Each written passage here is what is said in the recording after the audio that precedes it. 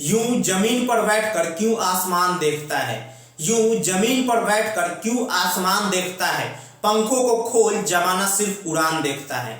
नमस्कार दोस्तों, मैं सुधीर कुमार आपका स्वागत करता हूं ग्रोइंग एकेडमी पे। जमाना सिर्फ उड़ान देखता है, यानी लोग सिर्फ आपकी सक्सेस देखते हैं। सक्सेस कैसे मिलेगी? जॉब लेकर के। जॉब कैसे लगेगी? पढ़ाई कर करके। पढ़ाई कैसे होगी? जैसे पढ़ा रहा हूं वैसे पढ़कर। तो सिर्फ आपको जॉब लेनी है, ठीक है। तो चलिए आज की क्लास हम शुरू करते हैं, जो कि हमारा है मेंसुरेशन यानी क्षेत्रमिति। तो चलिए शुरू करते हैं आज। देखिए मेंसुरेशन में टू टाइप्स हैं। पहले एक तो है 2D और एक 3D। तो अब आप बोलेंगे सर ये 2D क्या है और ये 3D क्या है? तो देखिए 2D जिसके 2 डायमेंशन हो और 3D जिसके 3 डायमेंशन हो। तो आप अब ये बोलेंगे कि सर 2D में क्या क्या आता है? तो देखिए 2D में आता है आयत, वर्ग, यानी जिसके 2 होते हैं साइड, ठीक है। साइड नहीं बोलेंगे उसे, सिर्फ ये बोलेंगे जिसके 2 डायमेंशन होते हैं, जैसे लेंथ और ब्रेथ, ठीक है। जिसकी सिर्फ लेंथ और ब्रेथ होगी उसे 2D में काउंट करेंगे, और जिसकी लेंथ ब्रेथ और साथ में हाइट ऐड हो जाएगी उसको 3D में काउंट करेंगे। तो आज हम सिर्फ और सिर्फ 2D देखने वाले हैं, ठीक है। आज हम सिर्फ 2D देखने वाले हैं। तो अब आप समझ चुके होंगे कि 2D होता क्या है, जिसके 2 डायमेंशन होते हैं, ठीक। तो चलिए क्लास को शुरू कर लेते हैं एक बार। चलिए देखिए स्टार्ट करते हैं आयत के साथ। आयत यानी रेक्टेंगल।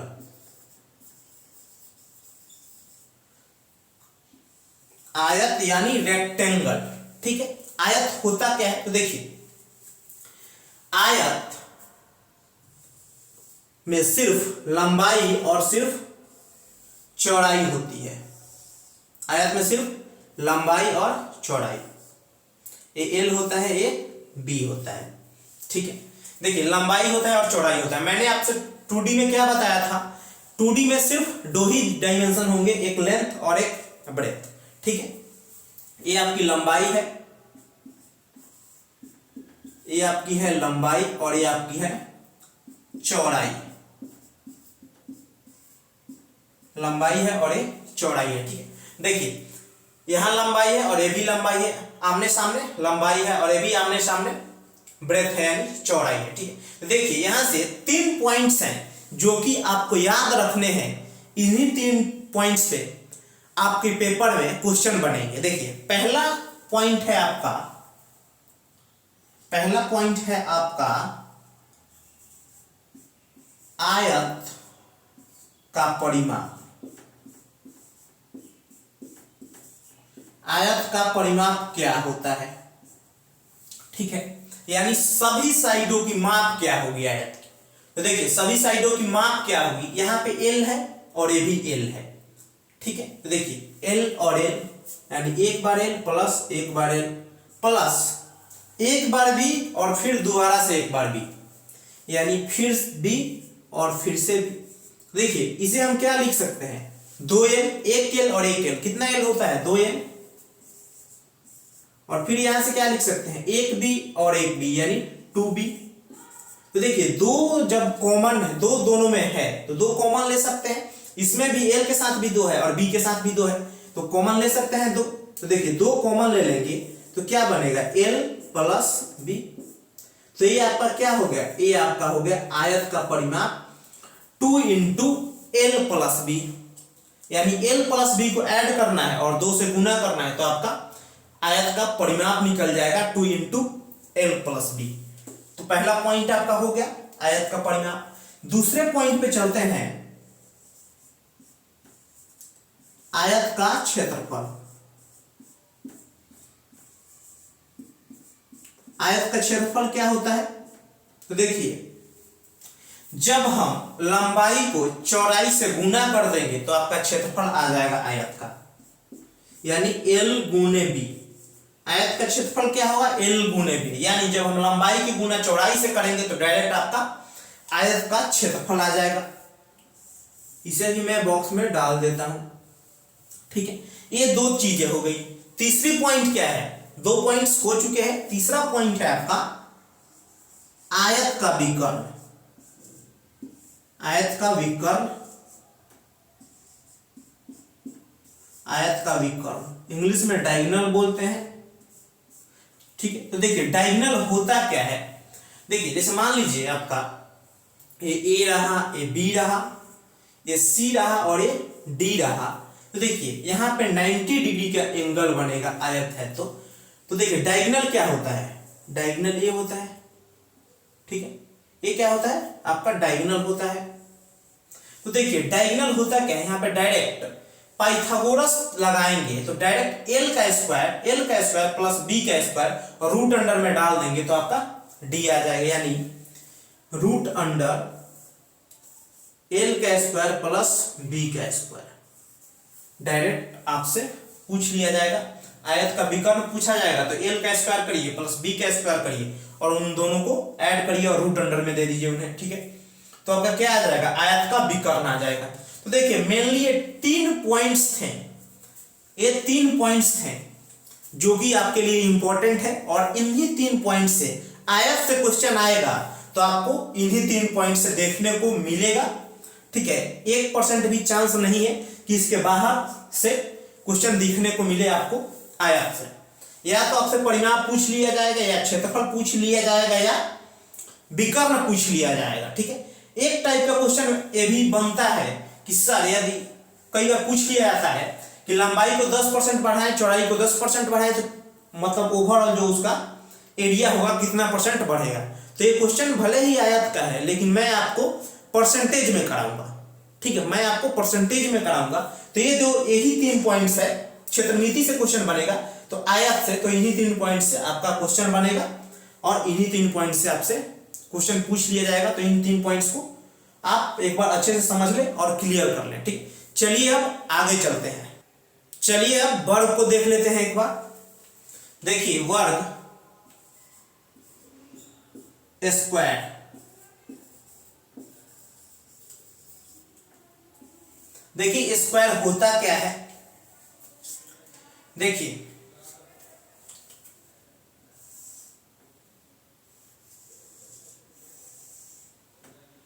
ये आपका स्क्वायर होता है। देखिए स्क्वायर में एक एंगल आपका 90 डिग्री का होता है, यानी सभी आपके एंगल 90 डिग्री के होते हैं। स्क्वायर में आपके एक नहीं सभी एंगल 90 डिग्री के होते हैं और सभी साइड एक समान होती है, यानी सभी साइड ए होती है, यानी सबकी सभी साइड की लंबाई समान ही होती है। ठीक है, तो देखिए ये आपका हो गया वर्ग यानी स्क्वायर। यहां भी आपको 3 पॉइंट्स का ध्यान रखना है। देखिए पहला पॉइंट क्या है, पहला पॉइंट है वर्ग का परिमाप, वर्ग का परिमाप। तो देखिए वर्ग का परिमाप क्या होता है, परिमाप होता है सभी साइडों का योग, यानी 1 2 3 4, यानी 4 साइड है तो 4 क्या गुने a, यानी 4a हो गया आपका। यानी 4 से एक साइड को गुना कर देंगे तो वर्ग का परिमाप आ जाएगा। ठीक है, समझ चुके होंगे। अब हम चलते हैं वर्ग का क्षेत्रफल। वर्ग का क्षेत्रफल होता क्या है, देखिए वर्ग का क्षेत्रफल क्या होता है। देखिए एक भुजा है और अगर आप इस भुजा का स्क्वायर कर देंगे, क्योंकि भुजा की लंबाई बराबर होती है, तो एक भुजा का स्क्वायर कर देंगे तो आपका क्षेत्रफल आ जाएगा, यानी वर्ग का क्षेत्रफल। या फिर आप डायगोनल का स्क्वायर कर देंगे और आधा कर देंगे तो भी आपका क्या आ जाएगा, वर्ग का क्षेत्रफल आ जाएगा। डायगोनल का स्क्वायर करिए और फिर आधा कर दीजिए, वैसे भी आपका वर्ग का क्षेत्रफल आ जाएगा। 2 पॉइंट्स हो चुका है। तीसरा पॉइंट है वर्ग का विकर्ण। वर्ग का विकर्ण। देखिए, अगर साइड को रूट ए से गुना कर देते हैं तो आपका क्या आ जाएगा, डायगोनल आ जाएगा, √2a। साइड को अगर आप √2a से गुना कर देते हैं तो आपका डायगोनल आ जाएगा। तो वर्ग का विकर्ण क्या होगा, √2a। ठीक है, देखिए अगर आपको विकर्ण दे दिया जाए, जैसे मान लीजिए ये आपका वर्ग है,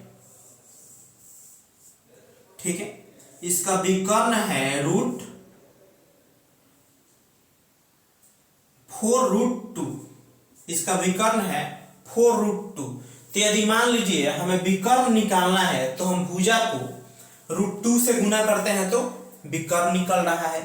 तो विकर्ण को √2 से भाग करेंगे, विकर्ण को √2 से भाग करेंगे तो हम भुजा पे नहीं आ जाएंगे, डायरेक्ट हम भुजा पे आ जाएंगे। तो विकर्ण को √2 से भाग करेंगे तो डायरेक्ट हम भुजा पे आ जाएंगे, यानी भुजा की साइड 4 हो जाएगी, भुजा की लंबाई 4 हो जाएगी। ठीक है, समझ में आया। वर्ग की जो लंबाई है, तो लंबाई से विकर्ण पे जाने के लिए √2 से गुना करिए, और उल्टा आना हो, फिर से विकर्ण से आना हो लंबाई पे वर्ग की, तो √2 से भाग करिए। ठीक है, ये 3 इंपॉर्टेंट पॉइंट है जो कि आपको ध्यान रखना है। ठीक है, क्वेश्चन बनते हैं तो मेनली इन्हीं 3 पॉइंट से आपके पेपर में क्वेश्चन बनेंगे। तो चलिए अब आगे चलते हैं, चलिए अब सर्कल पे चलते हैं। देखिए, वृत्त,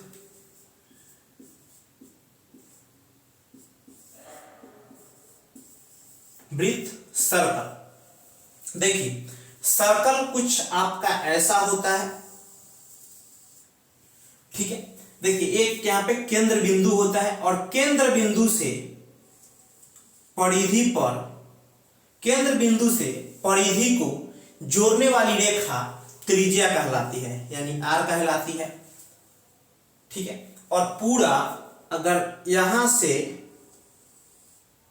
यानी दो परिधि के 2 पॉइंट्स को कोई रेखा जोड़ती है, वो रेखा केंद्र बिंदु से होकर गुजरती है तो उसे डायगोनल का डायमीटर कहते हैं। ठीक है, व्यास बोला जाता है। तो देखिए, आपका ये त्रिज्या हो गया और ये व्यास हो गया। ठीक है, देखिए यहां से मेनली 2 पॉइंट्स बनते हैं। देखिए, पहला पॉइंट है आपका वृत्त का परिमाप,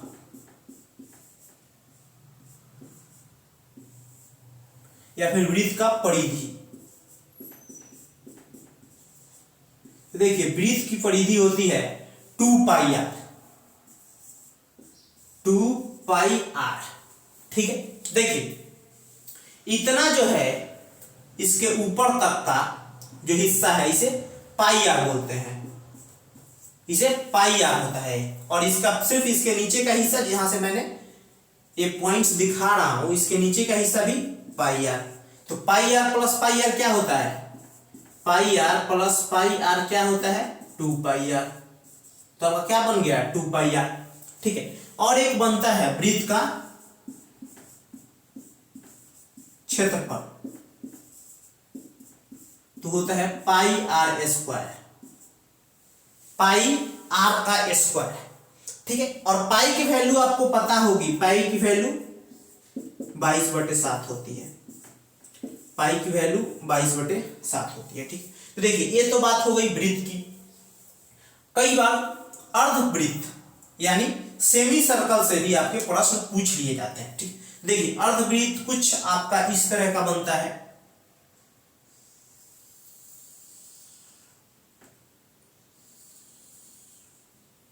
ठीक है, ये आपका R हो जाता है, ये भी R, और ये पूरा D हो जाता है। ठीक है, देखिए अर्धवृत्त का अगर पूछ लिया जाए परिमाप, अर्धवृत्त का परिमाप,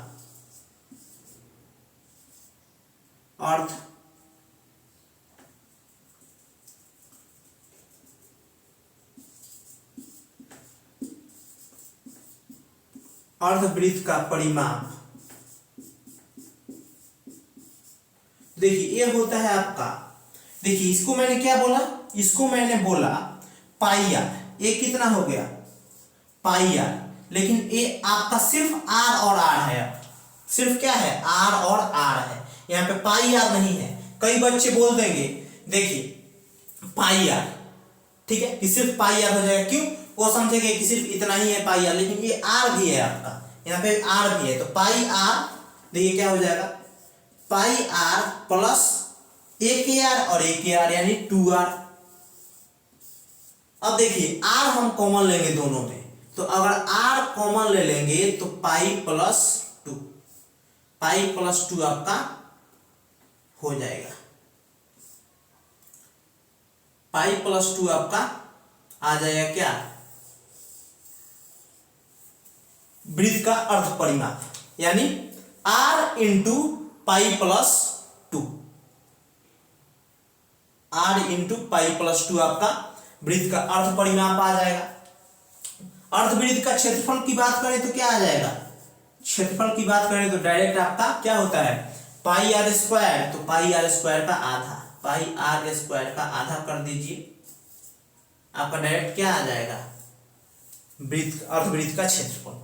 तो अर्धवृत्त का परिमाप आपका होता है r इंटू पाई प्लस 2 और अर्धवृत्त का क्षेत्रफल होता है पाई आर स्क्वायर का आधा कर दीजिए, आपका अर्धवृत्त का क्षेत्रफल आ जाएगा। ठीक है, तो चलिए अब हम चलते हैं आगे, चलिए अब त्रिभुज को देख लेते हैं।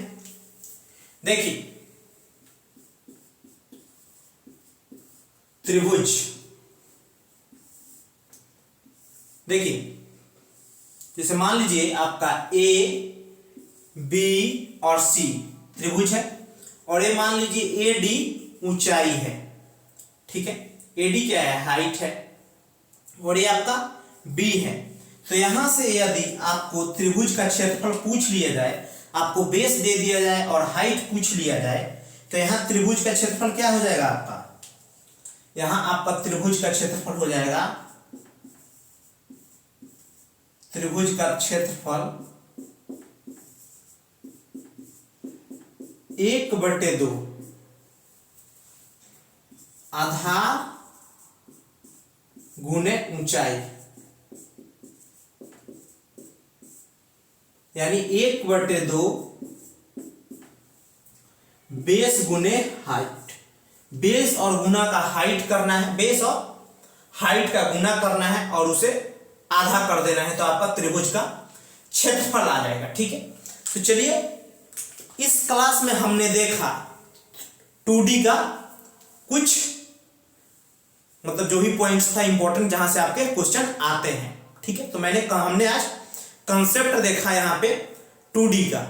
अगले क्लास में हम कुछ कंसेप्ट देखेंगे और उसके बाद क्वेश्चन करेंगे। क्वेश्चन आपके वो होंगे जो रेलवे ग्रुप डी की 2018 की परीक्षा में आपका आया हुआ क्वेश्चन होगा। ठीक है, तो चलिए इस क्लास को यहीं तक रखते हैं। अगर आपको वीडियो अच्छा लगा हो तो आप लाइक कर सकते हैं। अगर आपको ऐसा लगता हो कि सर हमें ऐसे ही अच्छे अच्छे कंटेंट देते रहेंगे तो आप चैनल को सब्सक्राइब कर सकते हैं। अगर आपको कुछ पूछना हो तो आप कमेंट बॉक्स में पूछ सकते हैं। ठीक है, और वीडियो को आप लाइक भी कर सकते हैं वीडियो अच्छा लगा हो तो चलिए अगले क्लास में मिलते हैं। थैंक यू, धन्यवाद।